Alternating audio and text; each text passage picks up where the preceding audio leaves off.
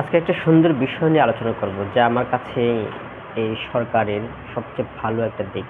আজকে দেখলাম যে ষষ্ঠ শ্রেণী থেকে কারিগরি শিক্ষা বাধ্যতামূলক, অর্থাৎ এর একটা ভালো লক্ষণ।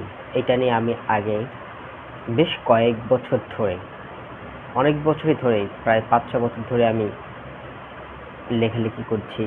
আমার ফেসবুক, আমার ইউটিউব, আমি আমার হয়তোবা কোনো ফলোয়ার বা তেমন কিছু নেই, কিন্তু আমার যদি পিছনের ব্যাকগ্রাউন্ড একটু খোঁজেন, আপনারা অবশ্যই আমার এইসব কথাগুলো খুব সুন্দরভাবে বুঝতে পারবেন এবং জানতে পারবেন। কারিগরি শিক্ষা কেন প্রয়োজন? কারিগরি শিক্ষা আমাদের দেশে যে মৌখিক শিক্ষা, সেটা দিয়ে মানুষ মৌখিকভাবে কাগজে কলমে আগাতে পারে। এমন হাজার হাজার লক্ষ লক্ষ স্টুডেন্ট আছে যে A+ এই গোল্ডেন পাওয়ার মানুষ, কিন্তু কর্মজীবনে গিয়ে তারা একটা ভালো কিছু করতে পারে না। আবার কিছু কিছু লোক আছে যে প্র্যাকটিক্যালি খুব ভালো পারে, কিন্তু তাদের বাস্তব জীবনে শিক্ষার তেমন প্রসার নেই। কাগজে কিছু কিছু আছে ব্যতিক্রম সব জায়গাতেই থাকে, তা খুব কমই হয়ে থাকে।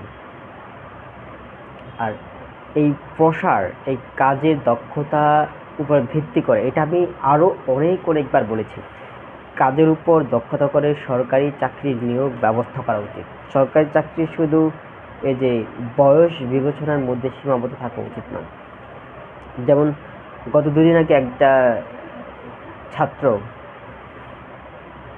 জনপ্রিয় ছাত্র, MP সম্ভবত, বা নাও হতে পারে, হাসনাত আবদুল্লাহ সম্ভবত, এমন কেউ হতে পারে, আমার মনে নেই, অনেকদিন আগে যেহেতু দেখেছি।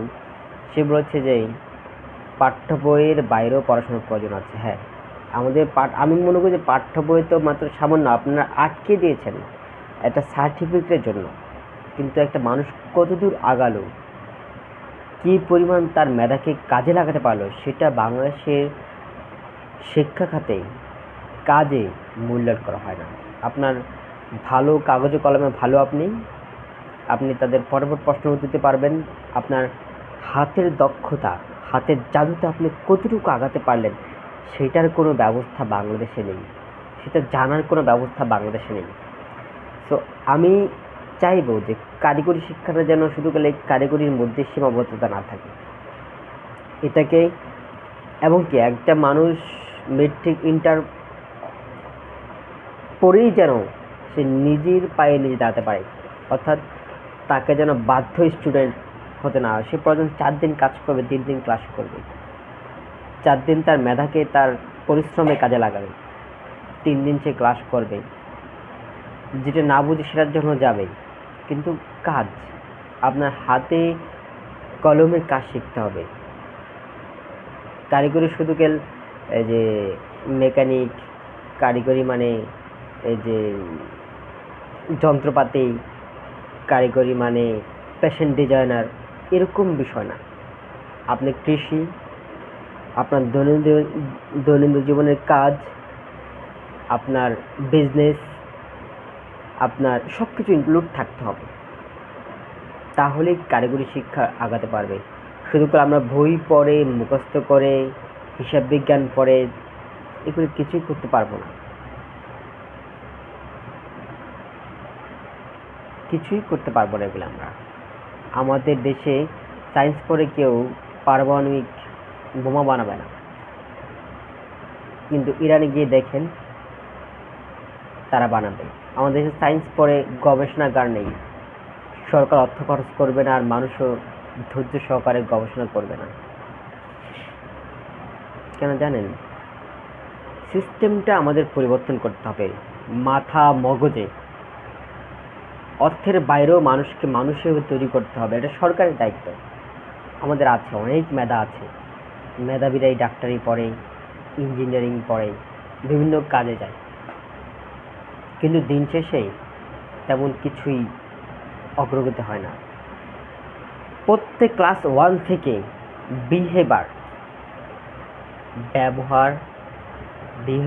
ব্যবহারের সম্পর্কে জ্ঞানের ধারণা শুরু করতে হবে। অর্থাৎ মানুষ শিক্ষিত হওয়ার পরে, কাজে কর্মে যাওয়ার পরে মানুষের সাথে আচরণ কি করবে, কিভাবে আচরণ করবে, কিভাবে কথা বলবে। শুধু কাল আমরা কাল দেখি বিভিন্ন কর্পোরেট, বিভিন্ন আর কি, যে বড় বড় হাউসগুলিতে স্যার, আপনি, স্যার স্যার করে কথা বলে। এটা আসলে তেমন কিছু না, এটা তেমন কিছু না। স্যারের যোগ্যতা এত সহজ না। আর আমাদের দেশে আরও সহজ হলো সরকারি কর্মকর্তাকে স্যার বলা। যাদের কাছে হেল্পলাইনের জন্য যাব তাদেরকে স্যার বলা, স্যার ডাকা। আপনি তো বসছেন আমাদেরকে সাহায্য করার জন্য। এই স্যার সম্বোধন, যেটা করে স্যার ডাকতেই হবে আর কি, না ডাকলে আপনাকে হেল্প করবে না, এরকম বিষয় থেকে যতদিন পর্যন্ত আমরা বেরিয়ে আসতে না পারবো, আমাদের কোনো কালেই উন্নতি সম্ভব না। কোনো কালেই আমরা আগাতে পারবো না।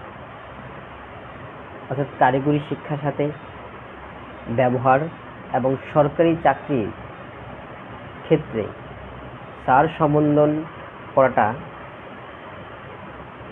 এটা করা যাবে না, এটার থেকে দূর থাকতে হবে। স্যার সম্বোধন করে আমরা আগাইতে পারবো না। আবার ওদিনকে দেখলাম যে একজনকে আপা নাকি বলাতে জরিমানা করেছে।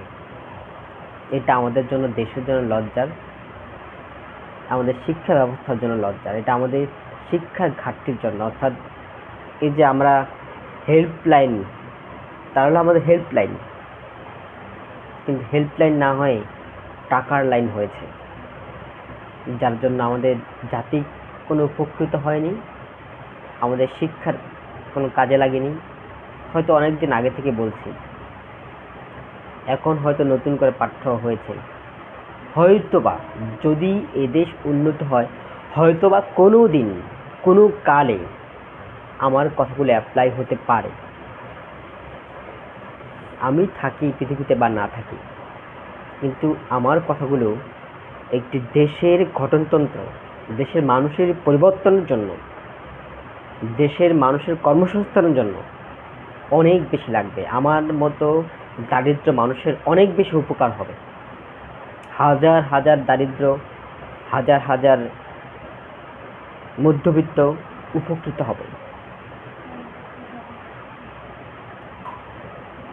আমাদের দেশ সেদিনই সোনায় রূপান্তরিত হবে, যেদিন কারিগরি শিক্ষা এবং ব্যবহার, বিহেভিয়ার এবং কি হেল্পলাইনকে স্যার ডাকা বন্ধ না হবে। সবাই ভালো থাকুন, সুস্থ থাকুন, নিরাপদে থাকুন।